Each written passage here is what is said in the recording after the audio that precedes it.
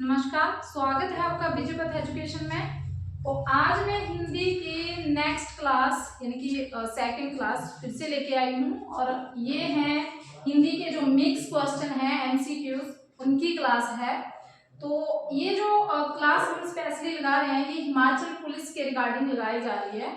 तो जो बच्चे पुलिस की तैयारी कर रहे हैं हमारे हिमाचल के, तो उन बच्चों के लिए ये जो क्लासेस हैं ये मोस्ट इम्पोर्टेंट हो सकती हैं। तो मैं सभी बच्चों से यही कहना चाहूंगी कि सभी बच्चे, जितने भी बच्चे हमारे इस अकेडमी से जुड़े हुए हैं, विजयपथ एजुकेशन पालमपुर से जुड़े हुए हैं, तो मैं सभी से यही रिक्वेस्ट करूंगी कि सभी बच्चे ये क्लास जो है वो जरूर लगाएं, क्योंकि ये क्लास जो है वो सब बच्चों के लिए मोस्टली इंपॉर्टेंट रहने वाली हैं।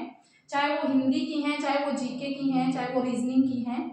तो सभी क्लासेस जो हैं वो बच्चे जरूर अटेंड करें हमारी, और अपनी तैयारी जो है वो हमारे साथ जुड़कर एचपी पुलिस की जरूर करें। तो चलिए जी स्टार्ट करते हैं आज की जो नई क्लास है हमारी एमसीक्यूज। आपको पता होगा मैं पहले भी एक क्लास ले चुकी हूँ, तो 50 क्वेश्चन जो है वो हम डेली के ऐसे ही लेके आएंगे।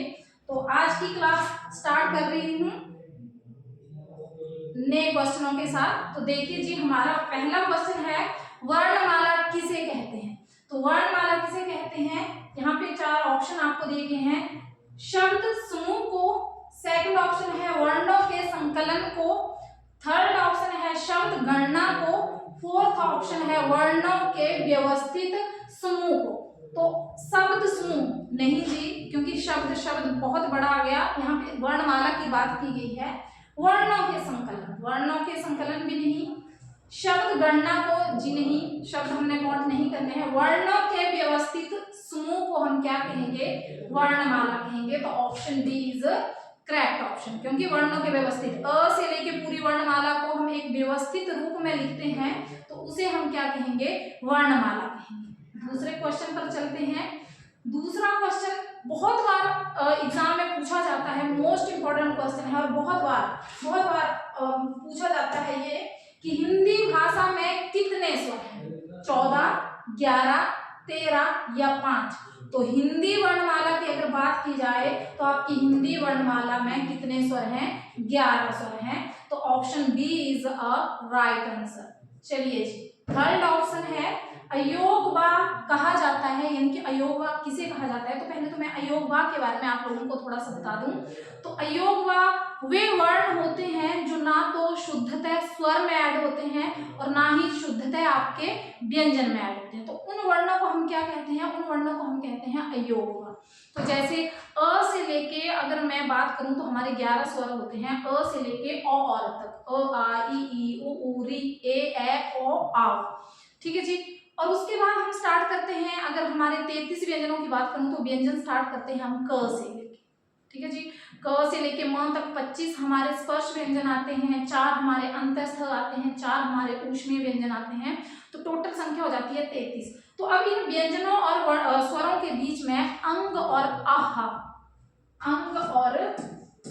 आते हैं, आहा, क और औरत के बीच में। ठीक है जी, औरत और क के बीच में ये वाले, तो इनको हम क्या कहेंगे, इनको कहेंगे हम अयोगा, ना तो शुद्धतः स्वर ना तो शुद्धतः व्यंजन। तो इसमें कहा है कि अयोगा कहा जाता है महाप्राण को, अनुस्वार एवं विसर्ग को, संयुक्त व्यंजन को या अलग प्राण को। तो महाप्राण नहीं, महाप्राण जो होते हैं वो आपके स्पर्श व्यंजन में दूसरा चौथा वर्ण आता है।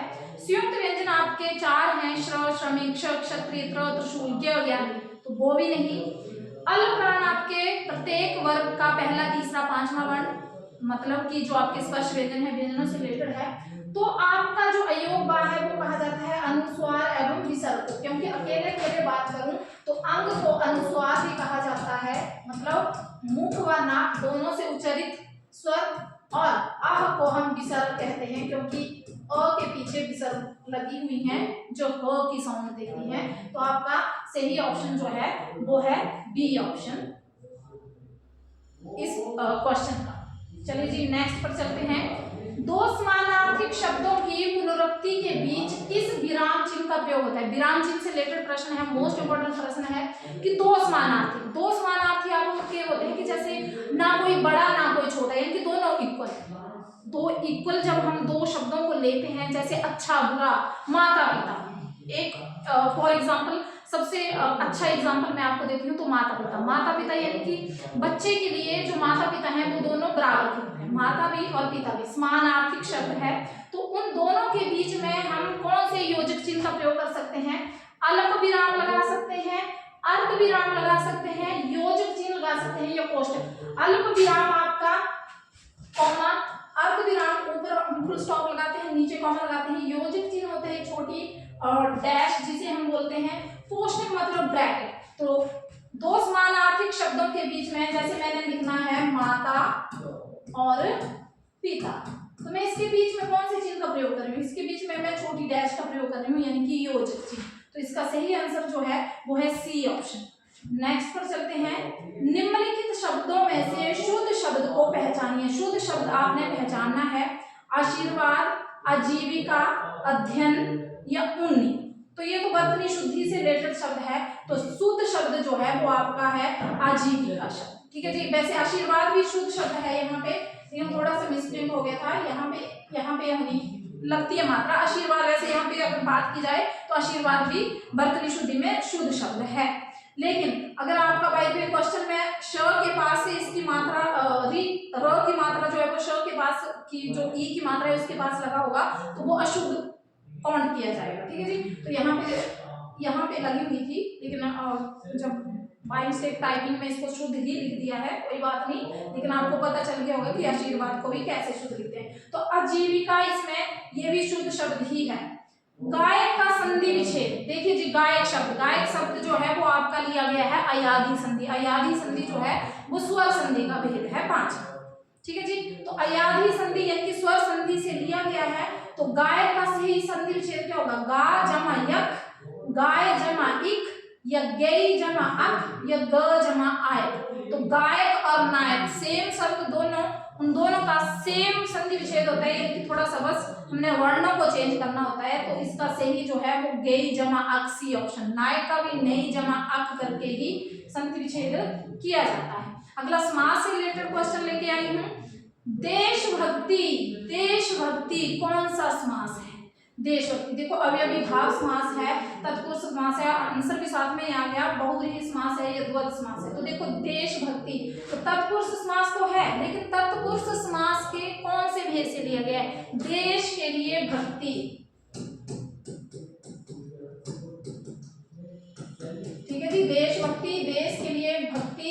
तो के लिए किसमें आता है? आपकी कौन सी विभक्ति लगती है के लिए? आपको पता होगा तत्पुरुष समास में सारे कार्य करते हैं, तो इसमें के लिए, देश के लिए, है ना जी।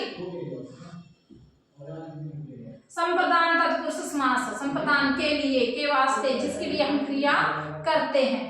चलिए जी नेक्स्ट 8th क्वेश्चन पर आते हैं। मृग नयन में कौन सा समास है? मृग नयन यानी कि नयन की तुलना की गई है मृग के साथ, यानी कि हिरण के साथ। हिरण के जैसी आंखें हैं उसकी, विग्रह करें समास में तो ऐसे होगा। तो अव्ययीभाव समास है, इसमें कर्मधारय समास है, तत्पुरुष समास है या द्वंद्व समास है। तो देखिए जी अव्ययीभाव समास, तो अव्ययीभाव समास में आपका पहला पद जो है वो अविकारी आता है। अविकारी मीन्स जो शब्द कभी चेंज नहीं होते, जैसे यथा, बे, ठीक है जी, वो अव्ययीभाव में आते हैं। कर्मधारय समास हम तुलना करते हैं एक शब्द की दूसरे शब्द के साथ। तत्पुरुष समास कार्य करते हैं विभक्तियों के साथ। द्वंद्व समास में हम यानी कि दोनों बराबर चीजों को रखते हैं। तो इसमें देखिए जी तुलना की गई है आंखों की किसके साथ? हिरण के साथ। तो आपका कौन सा समास? बी ऑप्शन, कर्मधारय समास इसमें से ही है। अगला है निम्नलिखित में से कौन सा शब्द तत्सम? तो तत्सम होते हैं संस्कृत के शब्द। तो निम्नलिखित में से कौन सा शब्द जो है वो संस्कृत का है? अगर आग, आज या आंख, तो इसमें से कौन सा शब्द? ए ऑप्शन, आग हिंदी का, आज भी हिंदी का, आंख भी हिंदी का, और अगर शब्द जो है वो आपका संस्कृत का। आग अग्नि संस्कृत में बोलते हैं, आज अजह, या फिर इस दिन के लिए हम जो भी संस्कृत में प्रयुक्त करते हैं, आंख अक्षी संस्कृत में बोलते हैं। तो आपका सही जो आंसर है वो है ए ऑप्शन, जो तत्सम मतलब संस्कृत शब्द से लिया गया है। अगला क्वेश्चन जो है अपव्यय का विलोम शब्द। अपव्यय देखिए अल्पव्यय सेम शब्द यानी कि होते एक जैसे हैं, लेकिन हमने एक सही शब्द जो है वो प्रयुक्त करना है अपव्यय के लिए। अल्पव्यय, मितव्यय, अव्यय या व्यय। अल्प वो ही हुआ कम, मित भी वो ही हुआ, अव्यय मतलब बिल्कुल ही खर्च ना करना, और व्यय मतलब कि पूरा का पूरा खर्च कर देना। तो इसका जो सही ऑप्शन है वो है मितव्यय। अपव्यय का सही विलोम शब्द क्या होगा? मितव्यय। ध्यान दीजिएगा, मोस्ट इंपोर्टेंट क्वेश्चन लेके आ रही हूँ जो यानी कि सभी परीक्षाओं में पूछे जाते हैं, वो क्वेश्चन आपके लिए यहाँ पे लेके आ रही हूँ। अगर आप इन क्वेश्चनों की तैयारी करेंगे तो आपकी हिंदी के जो 20 क्वेश्चन आने हैं वो यहीं से आ जाएंगे। मोस्ट इंपोर्टेंट है सारे के सारे। अग्रज का सही विलोम होता है, अग्रज होता है बड़ा। देखिए जी, अनुज, लघु, छोटा या सूक्ष्म सभी का सेम अर्थ होता है, लेकिन अग्रज हम करते हैं जैसे बड़े भाई के लिए हम शब्द प्रयुक्त करते हैं अग्रज मतलब बड़ा भाई। तो छोटे के लिए लघु हम शब्द प्रयुक्त नहीं कर सकते, लघु का अर्थ होता है छोटा। वैसे छोटा भी एक शब्द है, लेकिन वो भी हम छोटे भाई के लिए यूज नहीं करते, सूक्ष्म चीजों के लिए यूज करते हैं। तो यहाँ पे छोटे भाई के लिए अनुज, अनुज मतलब छोटा भाई, अग्रज मतलब बड़ा भाई। तो ए ऑप्शन इसका सही आंसर है। अगला है अरविंद शब्द का पर्यायवाची। पर्यायवाची शब्द होते हैं कि जैसे एक शब्द को हम आगे और क्या क्या बोल सकते हैं, पर्यायवाची बहुत सारे अर्थ निकलते हैं, उनको हम कहते हैं पर्यायवाची। ठीक है जी, पर्यायवाची मीन्स कि एक शब्द के अनेक अर्थ हमने बताने हैं, अनेकार्थक शब्द भी जिन्हें हम कहते हैं पर्यायवाची शब्द को। तो अरविंद का पर्यायवाची शब्द कमल, गुलाब, कल्प वृक्ष या केवड़ा। तो देखिए जी, कमल फूल का नाम, गुलाब फूल का नाम, कल्प वृक्ष वृक्ष का नाम है जो स्वर्ग में पाया जाता है, केवड़ा, केवड़ा यानी कि एक तरह का इसका भी सुगंध के लिए इसको यूज किया जाता है, परफ्यूम टाइप का होता है। तो अरविंद शब्द, अरविंद हम बोलते हैं कमल को, कमल के फूल को क्या कह सकते हैं? अरविंद, पर्यायवाची शब्द है। तो ए ऑप्शन जो है इसका सही आंसर है। अगला है अनल का पर्यायवाची शब्द, ये भी पर्यायवाची शब्द से लेके आई हूँ। अनल का पर्यायवाची शब्द नलकूप, अनिल, अग्नि, धूमिल। नलकूप पानी का जो भी पानी जहां से निकलता है उसके लिए अनिल, अनिल मतलब हवा के लिए, अग्नि मतलब आग, धूमिल मतलब धूल। तो अनल का सही जो शब्द होगा वो होगा आपका अनिल। ठीक है जी। अगला है किसी तथ्य को जानने की इच्छा रखने वाला कहलाता है। वाक्यांश के लिए एक शब्द है ये। ठीक है जी, वाक्यांश के लिए एक शब्द बताना है आपने, एक वाक्यांश दिया गया है किसी तथ्य को जानने की इच्छा रखने वाला।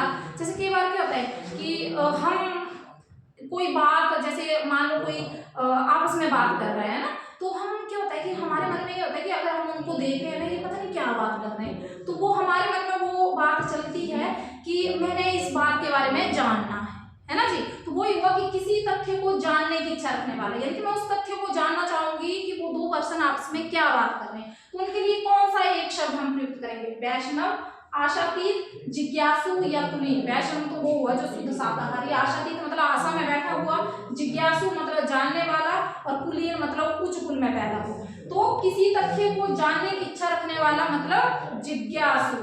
तो सी ऑप्शन जो है वो इसका बिल्कुल सही आंसर होगा। लास्ट क्वेश्चन की तरफ बढ़ रही हूँ, मुहावरे से लेकर लेके आई हूँ। अंगार सिर पर धर लेना, दिए गए विकल्पों में से मुहावरे का सही अर्थ का चयन करें। अंगार सिर पर धर लेना सही अर्थ होता है ना, विनाशकारी बन जाना, मरने को उद्यत होना, या दूसरे को डराना, या कठिन विपत्ति सहना। तो जो सही ऑप्शन है वो है आपका डी, अंगार सिर पर धर लेना। भाई मैंने अंगार सिर पर धर ली, अब जो होगा वो देखा जाएगा। कठिन विपत्ति सहना मतलब मैं कठिन से कठिन काम को कर लूंगा, कठिन विपत्ति को सहना, इसका मतलब है कि अंगार सिर पर धर लेना। ठीक है जी, तो यहाँ तक थे आज के जो 15 क्वेश्चन। मैंने आपको बोला है कि मैं हर रोज लेके आऊंगी, तो आज के जो 15 क्वेश्चन थे वो ये रहे। आशा करती हूँ कि आपको ये क्वेश्चन जो थे वो अच्छे लगे होंगे। तो डेली के डेली हम ऐसे ही 15-15 क्वेश्चन की तैयारी करेंगे। तो तब तक के लिए जय हिंद, जय भारत।